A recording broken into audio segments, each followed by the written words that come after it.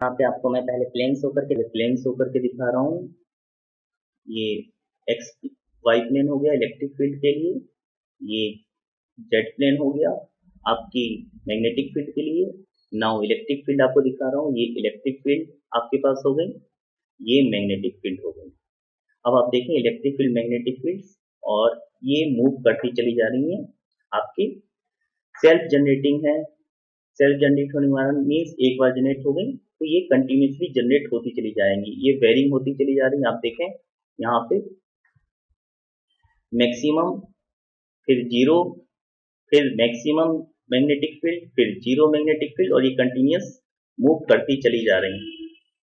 तो I hope आपको ये समझ में आ रहा होगा किस तरह से ईएम वेव मूव करती हैं और जनरेट होती हैं। और ये देखिए आप 90 डिग्री पे इलेक्ट्रिक फील्ड और magnetic field. Welcome my dear friends and students. आज मैं लाइट चैप्टर स्टार्ट करूंगा।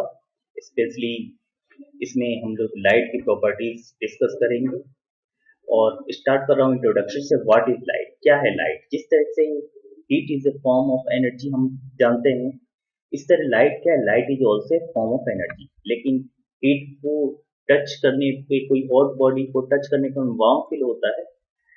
तो लाइट से क्या होता है, light that produces in us the sensation of sight। जब लाइट हमारे आई में एंटर करती है तो यहाँ पे हमारे आई में फोटो रिसेप्टर सेल होते हैं। Photo stands for light, okay. और ये जो फोटो रिसेप्टर सेल्स हैं वो इस लाइट एनर्जी को सेंस करते हैं, और ये जो ब्राइटनेस वो जो सेंस कर रहे हैं उसी को वो हम लोग रेफर कर रहे हैं light. The brightness that is sense by photo receptor cells. आपके बार्स एंड कोन्स होते हैं, इसको मैं डिस्कस करूंगा ह्यूमन आई में। और साथ ही मैं आपको ये बता दूं, पीडीएफ में अवेलेबल करा दूंगा अटैचमेंट में, आप वहां से डाउनलोड कर सकते हैं नोट्स। और साथ ही मैं इसमें प्रैक्टिकल भी शो करके दिखाऊंगा कि किस तरह से लाइट मूव करती है as electromagnetic. Light is electromagnetic waves, तो किस तरह से इलेक्ट्रोमैग्नेटिक वेव मूव करती है। तो बने रहेगा इस वीडियो में, बहुत ही इंटरेस्टिंग होने वाली वीडियो। दूसरे वर्ड में हम लाइट को डिफाइन कर सकते हैं, form of energy that brightly illuminates the world we live in, that is called light. Light is needed to see the thing around us. ये ऑब्वियस है, डार्क रूम में आपको कुछ भी नहीं दिखता जबकि ऑब्जेक्ट वहां पे हैं। लेकिन जब लाइट आप ऑन करते हो तो आप सारे ऑब्जेक्ट देख सकते हो। कैसे ये होता है इसको हम रिफ्लेक्शन में डिस्कस करूंगा मैं आपको। आपको समझ में आया होगा कि ब्राइटनेस जो हमारे फोटो रिसेप्टर सेल रिसीव करते हैं उसे ही हमें क्या कहते हैं, लाइट का नाम हमें दिया गया है। यहाँ पे आप देखें लाइट इलेक्ट्रोमैग्नेटिक वेव है, इसको मैं आगे डिस्कस करने जा रहा हूँ।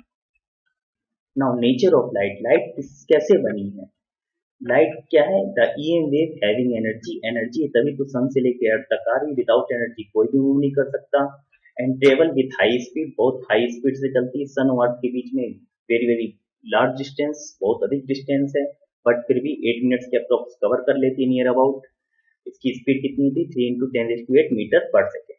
और वेवलेंथ क्या होती है लाइट की, जो विजिबल लाइट है हम जिसको हम देख सकते हैं उसकी वेवलेंथ है 400 नैनोमीटर से 700 नैनोमीटर। इसको हम कहते हैं लाइट, और that is visible light you can से।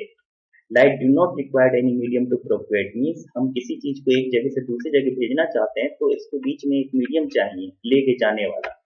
लेकिन लाइट को कोई भी मीडियम नहीं चाहिए। It can move with medium, मिल जाए तो अच्छा, विदाउट मीडियम नहीं भी है तब भी। फॉर एग्जाम्पल सन से लेकर अर्थ के बीच में कुछ भी नहीं है, दैट इज क्या, फ्री स्पेस है, वैक्यूम है, लेकिन लाइट फिर भी आ जाती है। अब अर्थ पे आप देखो, आपके रूम में एंटर हो रही है तो आपके रूम में एंटर हो रही है और एयर में मूव कर रही है, तो एयर क्या मीडियम बन गया। वाटर नहीं मूव कर सकती, वाटर क्या है मीडियम बन गया, तो उसमें ही मूव कर जाती है। Can move with medium, without medium also. It have energy and propagate, energy है तभी तो मूव कर रही है। प्रोपोगेट वर्ड जनरली वेव्स के लिए आता है। लाइट को हम आगे पढ़ेंगे, लाइट की स्टडी हम 2 टाइप से करते हैं, one is particle and one is wave. तो ये wave word, propagate word generally हम वेव्स के लिए यूज करते हैं। स्क्रीन पे आप देखें ईएम वेव का डायग्राम है, इलेक्ट्रोमैग्नेटिक वेव्स इसका फुल फॉर्म है। ये इलेक्ट्रिक फील्ड और मैग्नेटिक फील्ड से मिलकर बनी होती है। आप देखें एक्स डायरेक्शन में अगर इलेक्ट्रिक फील्ड है, वाई डायरेक्शन में मैग्नेटिक फील्ड है, तो इसका जो प्रोपोगेशन होगा, मीन जिस डायरेक्शन में बढ़ेगी वो कौन सा डायरेक्शन होगा, जेड का। तो ये वेरिंग मैग्नेटिक फील्ड और वेरिंग इलेक्ट्रिक फील्ड से मिलकर बनती। वेरिंग मीन्स कांस्टेंट, नहीं होने वाली। मीन्स इलेक्ट्रिक फील्ड देखो आप मैक्सिमम हो गई, फिर जीरो हो गई, फिर मैग्नेटिक फील्ड मैक्सिमम हो गई, जीरो हो गई। और इलेक्ट्रिक फील्ड और मैग्नेटिक फील्ड एक दूसरे पे 90 डिग्री होते हैं। तो varying magnetic field varying electric field generate करता है और varying electric field varying magnetic field generate करता है। ओके, और ये एक बार जनरेट हो गई ईएम वेव तो ये कंटिन्यूस जनरेट होती चली जाएंगी और हमारे यूनिवर्स में millions of EM waves move कर रही हैं at randomly, because once generated, एक बार बस जनरेट हो गई तो ये सेल्फ जनरेटिंग वेव्स होती है, सेल्फ जनरेट होती चलती चली जाती हैं। इसको मैं प्रैक्टिकल की हेल्प से आपको दिखाना चाहूंगा। यहाँ पे आपको मैं पहले प्लेन शो करके दिखा रहा हूँ। ये एक्स वाई प्लेन हो गया इलेक्ट्रिक फील्ड के लिए, ये जेड प्लेन हो गया आपकी मैग्नेटिक फील्ड के लिए। नाउ इलेक्ट्रिक फील्ड आपको दिखा रहा हूँ, ये इलेक्ट्रिक फील्ड आपके पास हो गई, ये मैग्नेटिक फील्ड हो गई। अब आप देखें इलेक्ट्रिक फील्ड मैग्नेटिक फील्ड और ये मूव करती चली जा रही है, आपकी सेल्फ जनरेटिंग है। सेल्फ जनरेट होने वाला मीन्स एक बार जनरेट हो गई तो ये कंटिन्यूसली जनरेट होती चली जाएंगी, ये वेरिंग होती चली जा रही है। आप देखें यहाँ पे मैक्सिमम, फिर जीरो, फिर मैक्सिमम मैग्नेटिक फील्ड, फिर जीरो मैग्नेटिक फील्ड, और ये कंटिन्यूस मूव करती चली जा रही है। तो आई होप आपको ये समझ में आ रहा होगा किस तरह से ईएम वेव मूव करती हैं और जनरेट होती हैं। और ये देखिए आप 90 डिग्री पे इलेक्ट्रिक फील्ड और मैग्नेटिक फील्ड है। इसको मैं और भी आगे डिटेल में बताना चाहूंगा। देखें आप, ये है आपका विजिबल स्पेक्ट्रम। विजिबल मीन्स जो हम देख सकते हैं। हम 400 हमारी ह्यूमन आई 400 नैनोमीटर से लेकर 700 नैनोमीटर तक की जो वेवलेंथ है, उसी की वेवलेंथ स्पेक्ट्रम को हम आइडेंटिफाई कर सकते हैं, देख सकते हैं।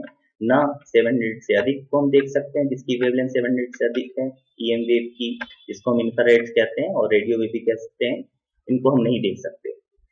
अल्ट्रावायलेट, एक्सरे, गामा रे जिनकी वायलेट से कम है वेवलेंथ, इसको भी हम नहीं देख सकते, इनको भी हम नहीं देख सकते, ह्यूमन आई आइडेंटिफाई नहीं कर सकती।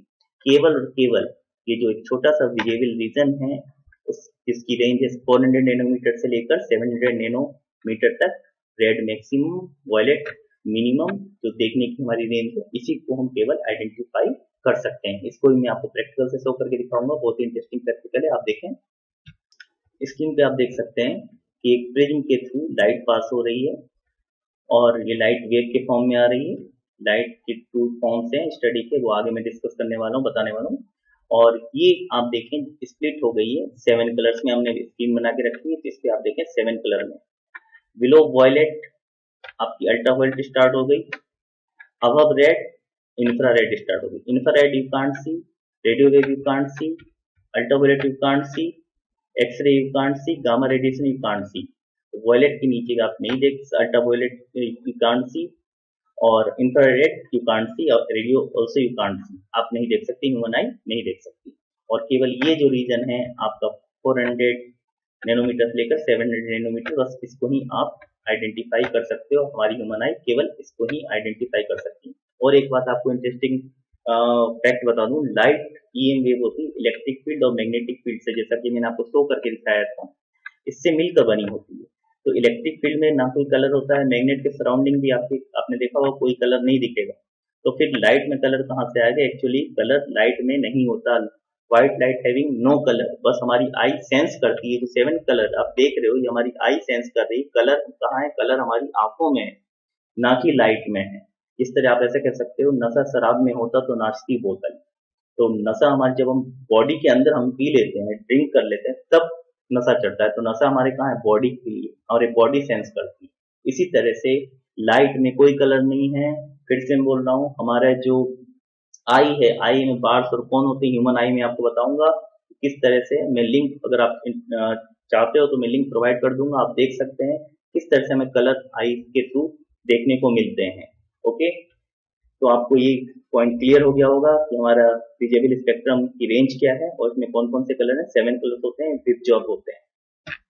ना स्क्रीन पे आप देखें, इसमें आपको एक फ्रीक्वेंसी और वेवलेंथ का कॉन्सेप्ट बता रहा हूँ। इसको फ्रीक्वेंसी को एफ या न्यू से डिनोट करते हैं, और इसका वेवलेंथ जिसको हम लेमडा से डिनोट करते हैं, इसका क्या रिलेशन है? फ्रीक्वेंसी और वेवलेंथ का इन्वर्सली रिलेशन है। Frequency inversely proportional to wavelength, means जिसकी वेवलेंथ अधिक होगी फ्रीक्वेंसी कम होगी, जिसकी फ्रीक्वेंसी अधिक होगी इसकी वेवलेंथ कम होगी।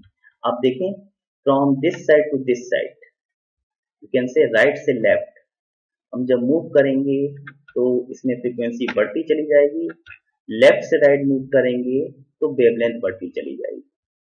तो सबसे अधिक वेवलेंथ आपकी रेडियो वेव्स की आपको मिलेगी और सबसे कम किसकी मिलेगी, गामा की मिलेगी। सबसे अधिक फ्रीक्वेंसी किसकी मिलेगी आपको, दैट इज गामा की मिलेगी, और सबसे कम फ्रीक्वेंसी आपको किसकी मिलेगी, रेडियो वेव्स की मिलेगी। आप देख सकते हैं ये चार्ट कंप्लीट चार्ट है, नैनोमीटर में दे रखा है, आपको इसको फोकस कर लेना, या मीटर में देखना तो मीटर में देख लेना, ये सेंटीमीटर में। तो आपको मैंने नैनोमीटर बताया, ये फ्रीक्वेंसी है जिसको हम हर्ट्ज में करते हैं। गामा की फ्रीक्वेंसी आपकी 10⁻21 हर्ट्ज है, जबकि रेडियो वेव की 10⁻7 है। सिमिलरली वेवलेंथ रेडियो वेव की 10⁻10 है नैनोमीटर्स में, और इसकी 10⁻⁻4 है नैनोमीटर्स में।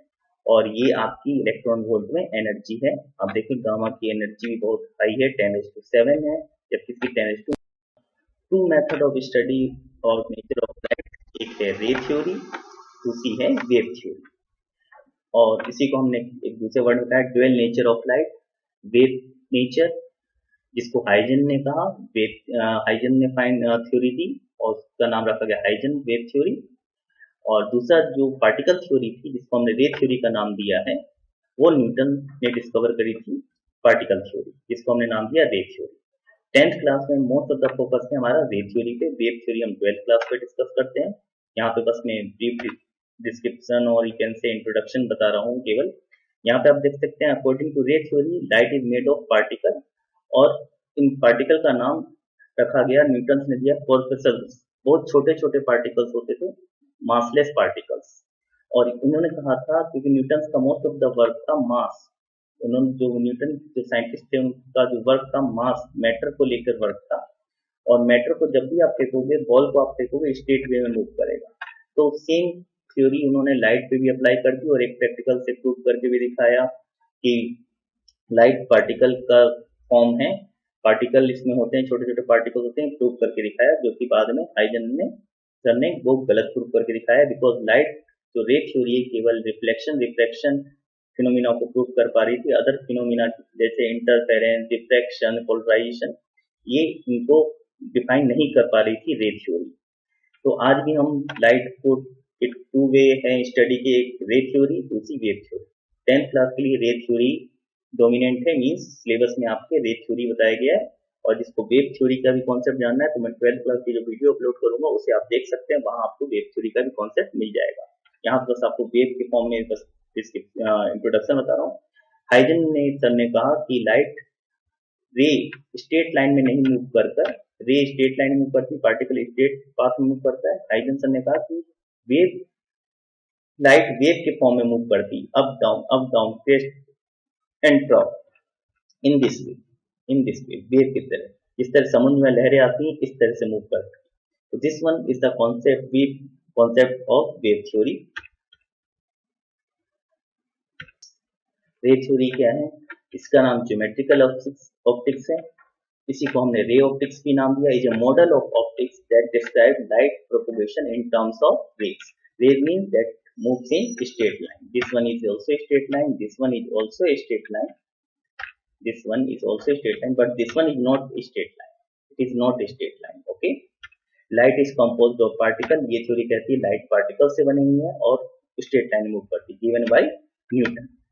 और किसने दी थी, न्यूटन। तो ये आपका इंट्रोडक्शन था लाइट का, व्हाट इज लाइट, किस तरह से बनी है, इसके पार्टिकल्स का क्या नाम है, वेवलेंथ, फ्रीक्वेंसी, इन सब का कॉन्सेप्ट मैंने आपको बता दिया विथ प्रैक्टिकल्स।